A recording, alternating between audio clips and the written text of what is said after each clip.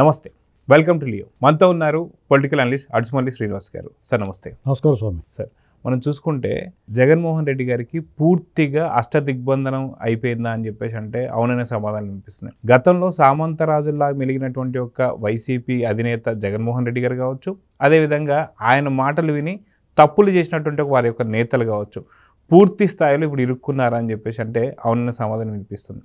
అటు బాబాయ్ హత్య కేసుతో పాటు ఈరోజు పరకామణికి సంబంధించిన అన్నింటిలో కూడా గతంలో ఎవరైతే సహాయం చేశారో వారందరూ ఇప్పుడు అప్రూవర్ కింద మారిపోతున్నారు. వైఎస్ వివేకానంద రెడ్డికి సంబంధించి దస్తగిరి కావచ్చు, సునీల్ యాదవ్ కావచ్చు, వీళ్ళతో పాటు ఈరోజు ఏదైతే పరకామణి కావచ్చు, అదేవిధంగా చూసుకుంటే మనకి కల్తీ నెయ్యి కావచ్చు, ప్రతి ఒక్కరు కూడా ఈరోజు బయటపడుతున్నాయి. సో మొత్తానికి ఏం జరగబోతుంది, అన్ని వేళ్ళు జగన్ వైపు చూపిపోతున్నాయి.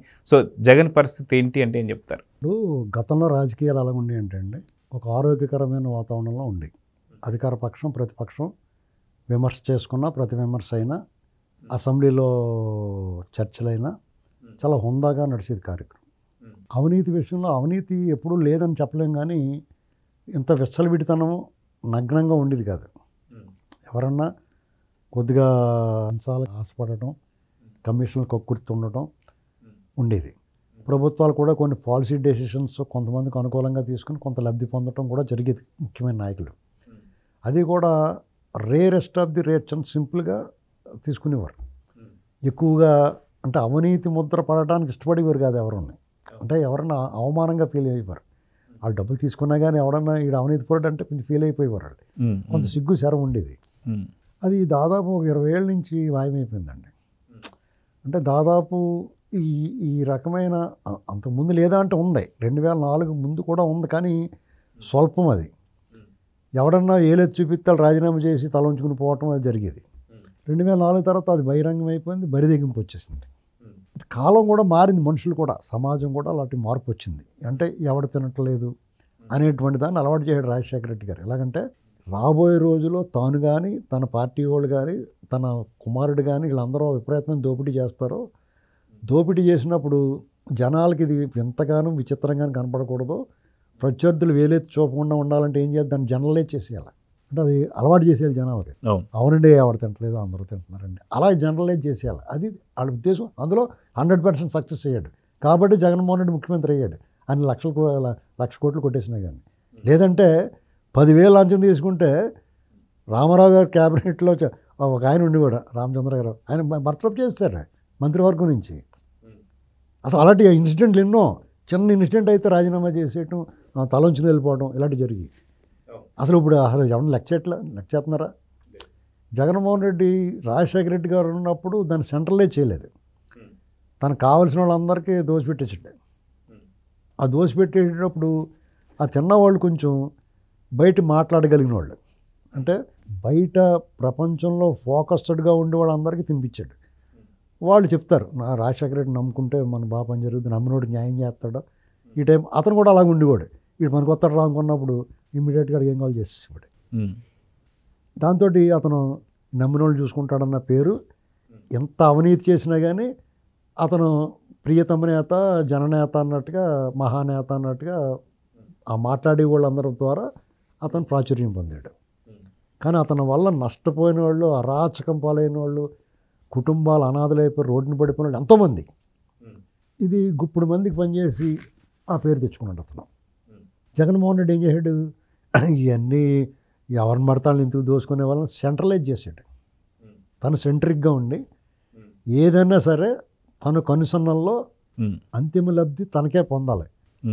ఆ క్రమంలో ఎవడన్నా కొంచెం కొంచెం తిన్నా కానీ తన వాటా లైన్ షేర్ మాత్రం తనకు వచ్చేయాలనేటువంటిది పాలసీ పెట్టుకున్నాడు. దానికి తగ్గట్టుగా వాళ్ళ రాజశేఖర రెడ్డి గారు ఉండగా కొంతమంది, ఒక ఆయన ఉండేవాడు రెడ్డి గారు, ఒక ఆయన మన జార్జి రెడ్డి వాళ్ళు ఇయ్యంకుడు, ఇప్పుడు మోహన్ బాబు గారు ఇయ్యంకుడు, వాళ్ళందరూ ఉన్నారు కదా. ఆ బ్యాచ్ అంతా సౌత్ ఆఫ్రికాలో కట్టకపోయి అక్కడ ఈ లిక్కర్ వ్యాపారం వచ్చేసారు. రాజశేఖర రెడ్డి గారు ఉండగానే అందరినీ సెటిల్ చేసాడు ఫ్యామిలీలో. ఆ భూములు ఇవ్వటం, లేకపోతే కాంట్రాక్ట్లు ఇవ్వటం, వర్క్ చేసి ఇస్తానంటాము, ఇలాంటివన్నీ చేసి పెట్టి వాళ్ళందరూ సెటిల్ అయ్యి జాగ్రత్తగా ఈ ప్రపంచంలో నలుమూలకి వెళ్ళిపోయి ఏదో రకంగా డబ్బులు సంపాదించుకొని సెటిల్ అయ్యి కరెక్ట్గా జగన్మోహన్ రెడ్డి మళ్ళీ అధికారంలోకి వచ్చేటప్పటికి దిగారు ఈ లిక్కర్ వ్యాపారంలోకి. లిక్కర్ వ్యాపారంలో దిగి అతను చెప్పారు, మనం ఊరికే ఆళ్ళు తయారు చేసి ఇచ్చిన లిక్కర్ అమ్మి మనం అందు మీద వాళ్ళు ఏదో కొద్దిగా కమిషన్ ఇస్తే దాని మీద బతకనాడు, మొత్తం మనమే దొబ్బేయాలనుకున్నారు వాళ్ళు. సౌత్ ఆఫ్రికాలో చేశారు అది. అక్కడ కూడా పట్టుకున్నారు, వాళ్ళకి ఇబ్బందులు, ఫైన్లు వేశారు, ఇవన్నీ చేశారు. అయినా సరే మానలేదు. వాళ్ళు గట్టి రాయలటోళ్ళు కాబట్టి ఆఫ్రికా వాళ్ళు తట్టుకున్నారు ఆ మందు. ఇక్కడ మన వాతావరణానికి ఈ కల్తీ మందులు ఇంట్లో వండేస్తే ఎప్పుడు కూడా మద్యం అనేటువంటిది ఎంత నిలవ ఉంటే అంత దానికి వాల్యూ ఉంటుంది, అంత ఏదో చెప్తారు దానికి నాణ్యత. వీళ్ళు అలా కాకుండా పొయ్యి మీద మనకు సాంబార్ పెట్టుకుని వేడి సాంబార్ అన్నం కలుపుకున్నట్టు వండినట్టు పట్టుకొచ్చి సీసాలో పోసి అమ్మేస్తుంటే గుర్తింపు పొందిన బ్రాండ్లు అన్నిటిని ఎగరగొట్టేసి రానివ్వకుండా వాళ్ళకి ఎలా చేశారు తెలివిగా. జగన్మోహన్ రెడ్డి అధికారంలో వచ్చినట్టు బ్రాండ్లు అన్నీ అమ్ముతున్నారు. వాళ్ళు దగ్గర నుంచి గవర్నమెంట్ డిపో తీసుకుని అక్కడి నుంచి అందరికీ డిస్ట్రిబ్యూట్ చేసేవారు. గవర్నమెంట్ తీసుకున్నప్పుడు వాళ్ళందరికీ డబ్బులు ఎగ్గొట్టేశారు. వాళ్ళు ఎన్నాళ్ళు సప్లై చేస్తారు? ఆఖరికి వాళ్ళు అప్పుడు శ్రీనివాసరెడ్డి గారు వాళ్ళ ఎంపీ కింద ఉన్నాడు. ఆయన కూడా నేను చేయలేనే బాబు అన్నాడు. 180 కోట్లు 200 కోట్లు ఆయనకి పెండింగ్ పెట్టేస్తే ఆయన సప్లై చేయడం, అలాగే మొత్తం అందరూ సప్లై చేయడం మానేశారు. అప్పుడు మీరు మానేయండి అని చెప్పేసి వీళ్ళే మొదలెట్టారన్నమాట. లాజిక్ కోసం, దానికి ఒక ఇది కోసం వాళ్ళు సప్లై చేయట్లేదు, మనమే చేసుకుందామని. పొమ్మన్నవారు కాదు, పొగబెట్టేవారు అన్నట్టు. అప్పటికే ఉన్న డిస్టిలరీస్ ఉంటాయి కదా, టీడీపీ వాళ్ళు కూడా కొన్ని ఉండొచ్చు, అవి కూడా లాగేసుకుని వీళ్ళు లీజు తీసుకుని బెదిరించి భయపెట్టి లాగేసుకుని వాళ్ళే తయారు చేసేసి వాళ్ళే డిస్ట్రిబ్యూషను సేల్స్ అలాగే ప్రభుత్వం అమ్ముతుంది. మొత్తం అన్ని లైన్లో వీళ్ళే ఉన్నారు. ఆ అమ్మకం చేసి కుర్రాళ్ళు కూడా వాళ్ళ మనుషులను పెట్టుకున్నారు. ప్రభుత్వానికి ఎంత చూపించేవారు, వీళ్ళు ఎంత దొబ్బేసేవారు. అంతా కూడా డిజిటల్ అనుకోండి, డిజిటల్ అన్ని రకాల పేమెంట్లు ఉన్నాయనుకోండి, లెక్క తెలుస్తుంది. ఓన్లీ క్యాష్ అండ్ క్యారీ అంటే అతను ఎంత చెప్తే అంత. మీకు F2 సినిమాలో ఎంత ఉందంటే ఎంత ఉంటే అంత అంటారు చూసారు, అలాగా వీళ్ళు ఎంత అమ్మేవారు అంటే ఎంత అమ్మితే అంతే అని చెప్పేసి ఈ రకంగా చెప్తూ ఉంటారు. ఎవడ అడిగేవాళ్ళు అడిగితే మొహమే కొట్టేవారు. ఎవడన్నా దాని మీద ప్రశ్నించాడు అనుకోండి, పెద్దరెడ్డి కాన్స్టిట్యున్సీలో ఒక ఆయన ఏమయ్యా బీర్ ఎంత ఉందో 200 అమ్మేస్తున్నారు అంటే తెల్లారెడ్డి గురేసేసుకున్నాడు. ఇంకో చోట ఒకరిని చంపేశారు. ఇలాగే ఎక్కడికి వెళ్ళినా దీంతో బిక్కుమంట అడేం పోస్తే తాగి, పైగా తనిఖీలు బోర్డర్ దాడుతుంటే ఎవడన్నా ఇంకో బ్రాండ్ తెచ్చుకుందాం అని పక్క రాష్ట్రాలకు, మనకి ఆంధ్రాకి తెలంగాణ, కర్ణాటక, తమిళనాడు, ఒరిస్సా, ఛత్తీస్గఢ్ ఇవన్నీ బోర్డర్లే కదా.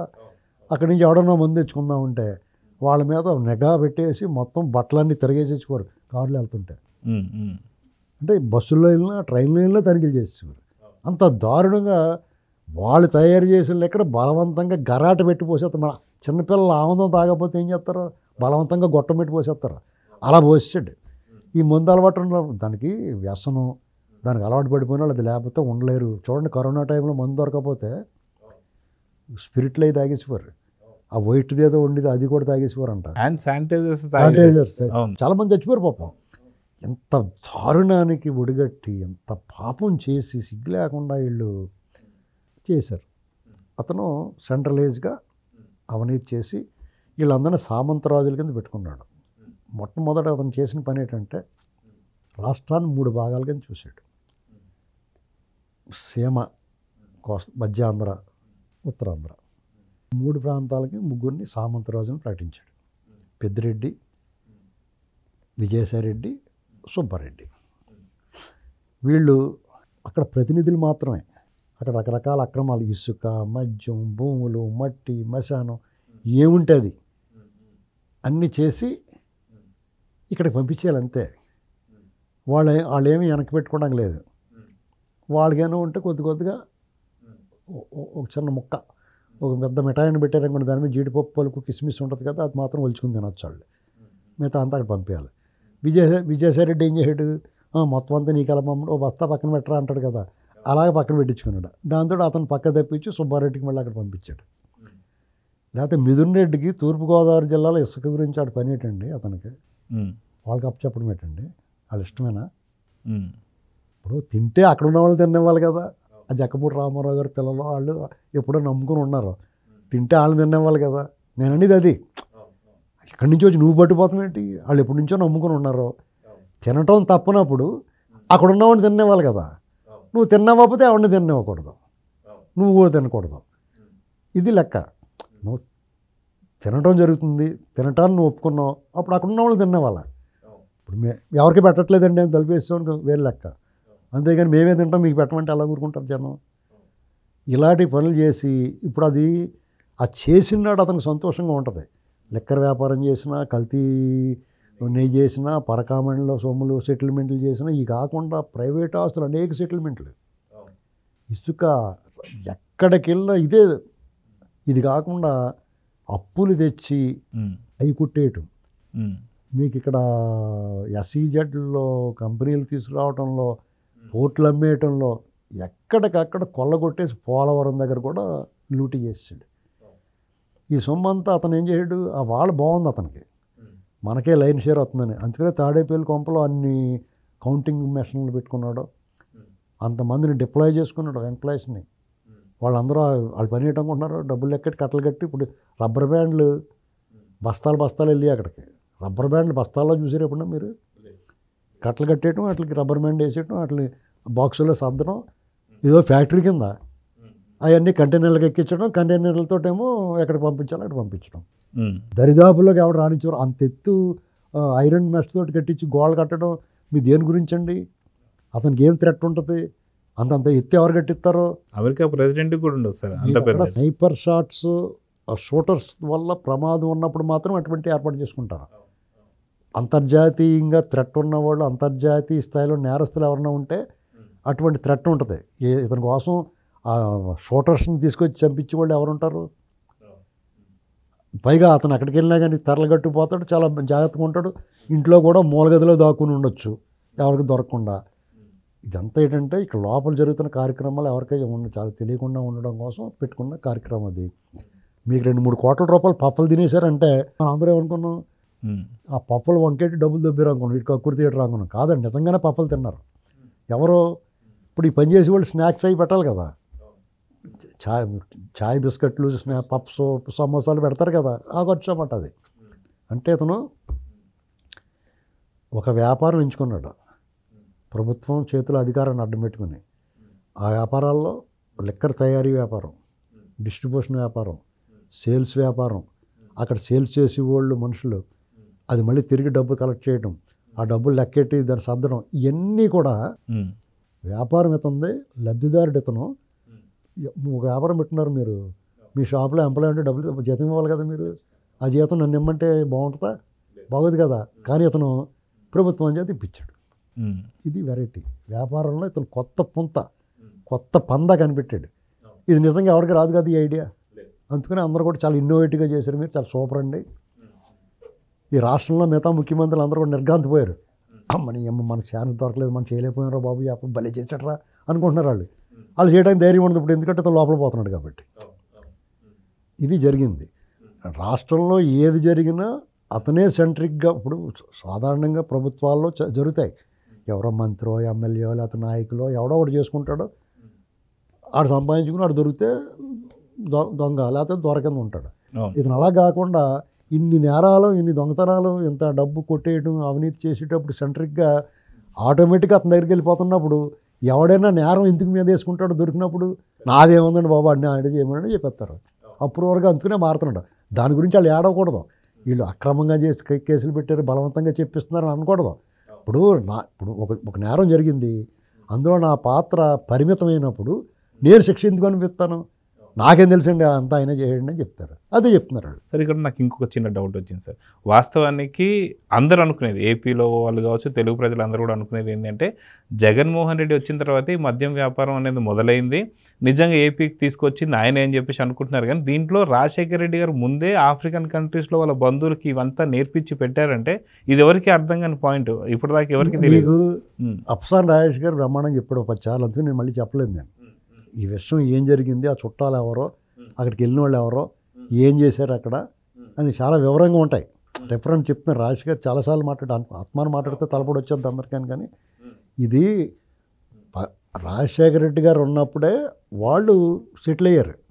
వీళ్ళందరూ కూడా ఓ మాదిరి మధ్యతరగతి, ఎగువ మధ్యతరగతిలో ఉండేవారండి. రాజశేఖర రెడ్డి గారు పాలిటిక్స్లో ఉన్నాడు కాబట్టి కొంచెం వాళ్ళ పరిస్థితి మెరుగ్గా ఉండేది. మరీ ఏమీ లేని తరం కాదు, ఇది బాగానే ఉండేది. కానీ ధనవంతులు, అపర కుబేర్లు, సంపన్నులు, కోటీశ్వరులు మాత్రం కాదు. ఒకసారి ఆయన ముఖ్యమంత్రి 2004కు ముందు అందరి పరిస్థితి కూడా పెట్టని కొట్ట పోయిలా పెట్టగా ఉంటుంది. పిల్లలు సెటిల్మెంట్, వ్యవసాయాలు లేకపోతే అన్నీ లాభసాటిగా ఉండవు కదా. ఇద్దరు దాంట్లో ఒకళ్ళు ఇద్దరు బాగుండేవారు. వాళ్ళు కొనుక్కున్న స్థలాలు గిలాలు పెరిగినాయి కాబట్టి ఓ మాదిరిగా ఉండేది. ఎప్పుడైతే ఈయన లైన్లోకి వచ్చాడో ఎవరికాడికి అందరికీ పంపకాలు నువ్వు అది తీసుకొని ఇది తీసుకొని అందరినీ సెటిల్ చేశాడు. రాజశేఖర రెడ్డి గారు ఆ ఫ్యామిలీ వైఎస్ అన్న పేరున్న వాళ్ళు అందరినీ సెటిల్ చేశాడు. అందులో భాగంగా కొంతమంది ఇతర రాష్ట్రాల్లో పెట్టుబడి పెట్టుకుని దేశాల్లో పెట్టుబడి పెట్టుకుని వాళ్ళు సెటిల్ అయ్యారు. ఈ మద్యం వ్యాపారం కూడా వాళ్ళకి భాగం. మైన్స్ ఉన్నాయి, మద్యం వ్యాపారం ఉంది, రకరకాల వ్యాపారాలు ఉన్నాయి పెట్టుకున్నారు. అందులో మద్యం ఒక వ్యాపారం. దాన్ని అక్కడ ఎలా చేశారో దాన్ని ఇక్కడ ఇంప్లిమెంట్ చేశారు జగన్మోహన్ రెడ్డి గారు. ఇది బాగుందిరా బాబు అనుకున్నాడు. నిజంగా పట్టుకోకపోతే దొరికితే దొంగండి, దొరకపోతే దొరే కదా. ఎవరన్నా ప్రశ్న ఇప్పుడు మళ్ళీ అధికారంలోకి వచ్చాడు అనుకోండి, ఎవరు ప్రశ్నిస్తాడు? నోరు మూసి కూర్చోవలసిందే కదా. ఏవైనా ఇప్పుడు దొరికిపోతున్నారు కాబట్టి ఆ విషయంలో ఇదొక గుణపాఠం. సో చూద్దాం సార్, ఖచ్చితంగా బాప్ ఏక్ నంబరి బేటా 10 నంబరి అన్నట్టుగా తండ్రికి మించిన తనయుడు అనిపించుకున్నాడు. ఇంకా మించినటువంటి ఒక పనులతో ఇప్పుడు అప్రూవర్గా అందరు కూడా మారిపోతున్నారు. అటు పాకాల నుంచి బాబాయ్ హత్య కేసు దాకా ప్రతి ఒక్క దాంట్లో కూడా జగన్మోహన్ రెడ్డి వైపే వేలు చూపిస్తున్నాయి. సో ఏం జరుగుతుందో చూద్దాం మరి. నమస్తే sir. Please subscribe to Leo News for more videos.